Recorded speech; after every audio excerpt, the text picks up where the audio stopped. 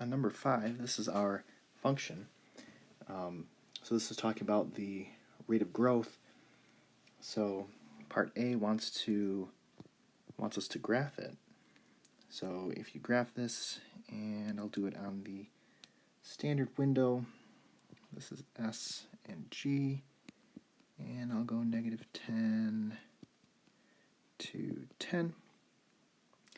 Our graph is going to look something like this, and this is called a parabola.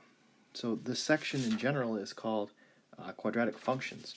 So basically all quadratic functions are going to be shaped like this, like a hill, or flipped. So yeah, this is our graph. For part B, it says, express using functional notation the rate of growth in sales at a sales level of 2,260, and then estimate that value. So that would be in functional notation G of, now we got to be careful because we can't just plug in 2,260 directly because it's already in thousands of dollars. So instead I'm going to have to put 2.260, and then if we calculate that, then that should be $1.18 thousand.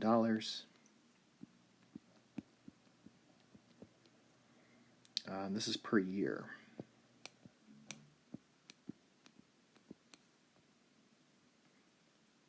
Let's look at C. It says, at what sales level is the rate of growth in sales maximized? So if you do calc max, then you should get 2, 1.2. Now, the actual answer is at what sales level. So the sales level is going to be just the 2, or just the x. So this is $2,000.